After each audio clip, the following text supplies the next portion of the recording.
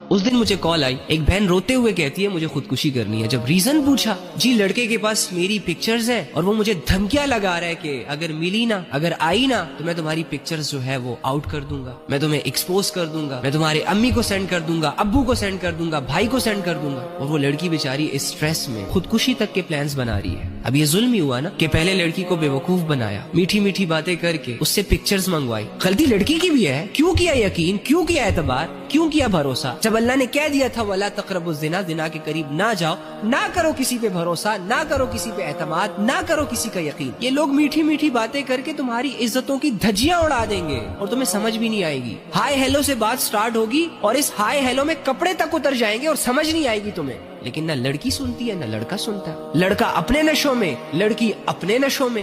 फिर जब ऐसी आजमाइशें आती हैं तो इनको लटकने के ख्वाब आते हैं, हराम कामों में अपनी जिंदगी गुजार रहे होते हैं, और जब थोड़ी सी आजमाइश आती है फिर तो मरना भी इनको हराम तरीके से होता है। तो वो जालिम है वो लड़का। तो यार खुदा का वास्ता ये तुम लोग क्या कर रहे हो यार? ये नफ्स और हवस और शहवतों के नशों में कौन सी जिंदगियां इख्तियार कर ली है आप लोगों ने?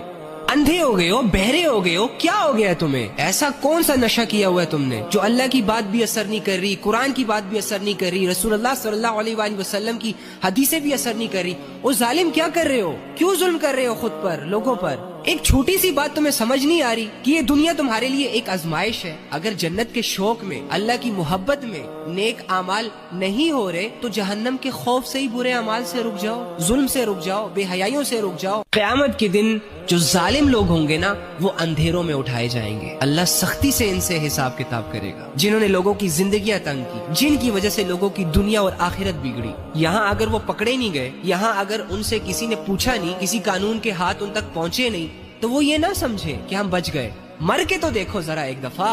वल्लाह इतनी सख्त पकड़ तुम्हारा इंतजार कर रही है ना, तुम्हारी चीखें सातवें आसमान तक जाएंगी। फिरौन भी कहता था कि मैं खुदा हूँ, मेरी मर्जी के फैसले चलेंगे, मैं जिस पे चाहे जुल्म कर दूं, मुझसे कोई नहीं है पूछने वाला। जैसे ही अल्लाह के अजाब ने उसको घेरा, सारी अकड़ ठिकाने आ गई। झुक गया अल्लाह के सामने, चीख चीख के कह रहा था मैं सुधर गया, मैं ले आया ईमान आप पर, मौका दे दे। कोई मौका नहीं मिला। ऐसे ही आज अगर इस दुनिया में कोई भी जालिम है, कोई भी किसी दूसरे पे जुल्म कर रहा है और उसकी वजह से किसी की जिंदगी बर्बाद हो रही है, किसी की इज्जत बर्बाद हो रही है, किसी का ईमान खतरे में, वल्लाही ऐसे जालिमों की पकड़ बहुत सख्त होने वाली है। क्यों के आगे झुका हुआ है? क्यों अपने अंदर की गैरत और इज्जत का सौदा कर रहे हैं अगलों की दलीसों पे, जब तेरा डायरेक्ट कनेक्शन है आसमान वाले के साथ?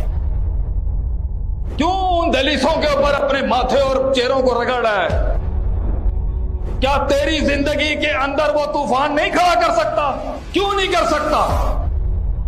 और वो कहता है मैं करीब हूं।